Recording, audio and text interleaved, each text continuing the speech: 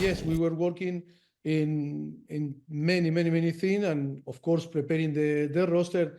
And I think we really trust in all the also the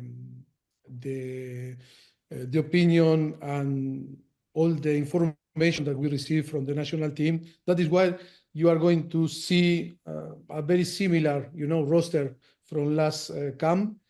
Um, for different reason, but also for reason that some players that are injured, re-injured, circumstance that maybe we cannot, call another player. But I think this one, every single player that is going to be on the squad deserves the opportunity to be with us. Yes, Stephen Saka, we know him, and I think he deserves the opportunity to be with us.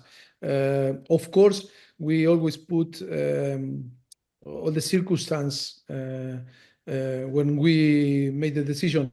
But I think he deserved the opportunity to be with us. That is our first roster. I explained a little bit that we were working from the distance with all the analysis guy there. Yes, trying to find, and to see who is the best, squad, the best balance.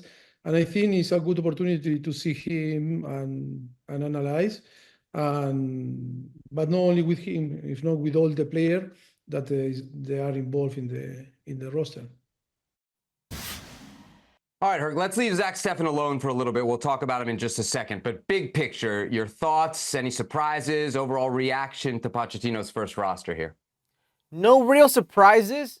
People have to factor in the injuries, the amount of injuries that are going on during this window to important players, Chris Richard, Tyler Adams, Giovanni Reina coming off of injury. So pretty much what you have is what you have. There's no player that's on this list besides Zack Steffen that we will get into that's remotely a surprise. And I'll get into Zack Steffen in a bit, but that's not even that big of a surprise if you really think about it. So it is what it is. I had my eye on Tim Ream, wondering if he would be on this roster. He's a player that's well beyond his best years. He's a player that just moved to Major League Soccer and isn't quite showering himself in glory in Major League Soccer, but still a very experienced player. So I see the reasoning behind a call-up for a Tim Ream. This is probably one of the few players that Mauricio Pochettino does know of, knows exactly what he gets from him, and maybe he wants to bend his ear. Maybe he wants to see him, what he has left in the tank. And listen, Tim Ream today, you have to excuse me, I forgot the outlet he quoted it to, but he says, listen, I'm not stupid. I realize me being at the 2026 World Cup was going to be extremely difficult.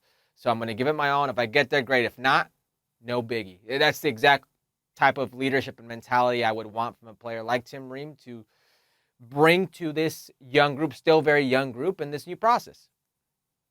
So, Herc, I look at this roster and I think, there's a lot of question marks. And I don't necessarily mean that in a bad way.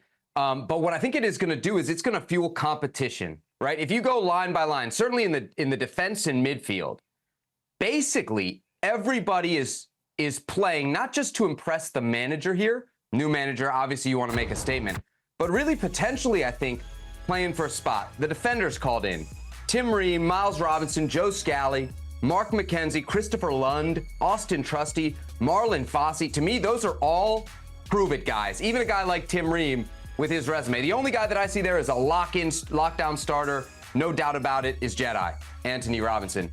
In midfield, outside of Weston McKennie, and here's the rest of the guys called in: Aronson, Musa, Cardoso, Tillman, Busio, Morris. Those are all guys who have, again, not just something to prove to a new manager, but the potential to really go for a spot, to maybe potentially win something while another guy is out injured. To me, that's going to breed competition, and that's what he talked about when he took over the team. And I think, Herc, the fact that he brought not just 4 goalies, but all 4 starters, all 4 strikers, those 2 big positions where you have the biggest question marks, he threw it open. We talked about it last show. He could have only brought 3 strikers. He could have only brought 3 goalies, but he brought 4 in each position, which to me says he's really, truly going to open this thing up. And one thing that the roster doesn't necessarily tell us, though maybe it does with the inclusion of Zack Steffen, but that he said in his words, which I think is very important. He said a lack of club minutes would potentially handicap players. And I think that's a very, very interesting quote. The question here, Herc, is will he be able to follow through on it? Because we know it's tempting when Gio Reyna isn't playing at Dortmund to still call him in because you know he's a very good player. There are some guys in this pool who play at very big clubs where they don't play a lot, but they're still probably good enough to help you as a national team. The other thing is he so strict with that, Herc, right? Is that such an attitude from Pochettino that you got to play that it forces some moves? Because that's the thing for a lot of guys in this pool, either in this roster or not. If he says your club minutes matter, then there's a lot of guys who need to start talking to their agent, Herc.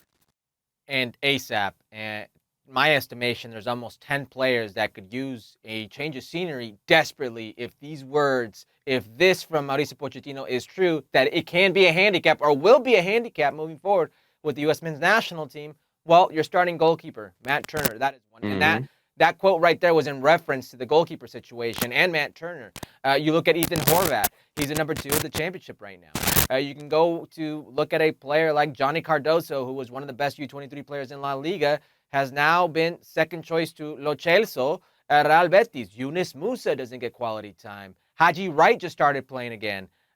Barely after 4 games of coming off the bench. You look at Folarin Balogun, just was given the opportunity to start being back in that rotation because Monaco moved to 2 forwards up top. You look at a Ricardo Pepi who's behind Luke de Jong at PSV and doesn't get any time. So there's a long list of players, Giovanni Reyna and that nightmare at Dortmund, who can desperately need moves. And if you don't get it, it doesn't matter who you are. Mauricio Pochettino just said it's going to handicap you. Here's the thing. You're absolutely right. Will he follow through? Because we heard the same thing from Tata Martino and the Mexican national team when he spoke of these European players need to be playing. And guess what? When they weren't playing and they come back to the Mexican national team in Mexico, guess who played? The European players, because they were that much better than the Mexican players who were playing in Liga MX. So it's one thing to say it. It's one thing to threaten your players. It's one thing to put that gauntlet down and saying, this is the challenge. You've got to follow through. And this goes both ways, not just for the players, but for Mauricio Pochettino. All right, so what about the Zack Steffen call-up? As I think I just made very clear, I love it. I think it's a direct sign-it competition. You got any problem with it? I don't have a problem with it because of what the situation right now is for the U.S. men's national team goalkeepers. Listen, I said this a while ago before the World Cup, and I don't think people really took it too seriously, as sometimes when I talk, most people will. But this is one of the worst moments in U.S. men's national team goalkeeping history. I mean, you look at the pool of players. Patrick Schulte is what, 2-3 years into his professional development, right? Ethan Horvath, he's surplus in the championship for Swansea. Matt Turner is the number 2 at Crystal Palace. He hasn't played for quite some time. And Zack Steffen, while I think he's a very good goalkeeper, and I love the redemption arc part of this because I do feel he was hard done. I do feel he should have been at the 2022 World Cup. He was one of the top 3 goalkeepers for the U.S., that pool of players. Yes, he was left off to make Matt Turner feel better in the eyes of Greg Berhalter. So I love the redemption arc for him. Is he one of the top goalkeepers right now in Major League Soccer? I don't know. I don't think so right now. Maybe that's got to do with the Colorado Rapids. I love Zack Steffen as a player, what he can provide for you, how good he is with his feet at reading the game. And if you watch the game against the LA Galaxy, the Galaxy dropped in multiple goals. That wasn't on him. That's kind of a lot of what he's been facing lately. That defense at times, that team at times is one-way traffic at the back, and he's getting shelled. So I don't put the blame on him, but he's not exactly showered himself in the glory that one would think that if you're playing in Major League Soccer, you would merit a call-up. That said, I agree with you. This means competition, and I go back to Tim Ream. I think in Zack Steffen, and Zack Steffen said it himself when Mauricio Pochettino was named coach of the U.S. men's national team, I'm hoping he remembers me.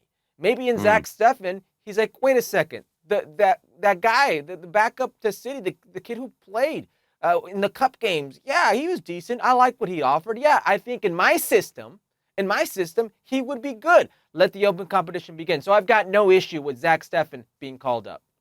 Yeah, I think his call-up, Herc, is just more a reflection of the pool than his play. At this point, if you're an American goalie starting for your first-tier team and you're doing somewhat well, I think you're pretty much in the running. That's how wide open the goalie race is. But I love the point you made. The reason that Zack Steffen doesn't go to the last World Cup was to make Matt Turner comfortable. I think one of the reasons Zack Steffen is called in here is to make Matt Turner uncomfortable. And I think that's going to be great for the U.S. men's national team because everybody needs to be challenged in the coming weeks and months. Go ahead. I'll briefly just add this. Think about where the U.S. men's national team is right now in their very rich goalkeeping history. That before you were having to scratch your head, you're having to really, really think about Casey Keller or Brad Friedel, Tony Meola, Jurgen Sommer. Think about Tim Howard, Brad Guzan when he was in Europe, and what you have going on right now and what historically has been the best position the U.S. men's national team or the American player has ever produced or the American system has ever produced. And now you really are here asking yourself, where is it going? I'm at a loss to why we're here today.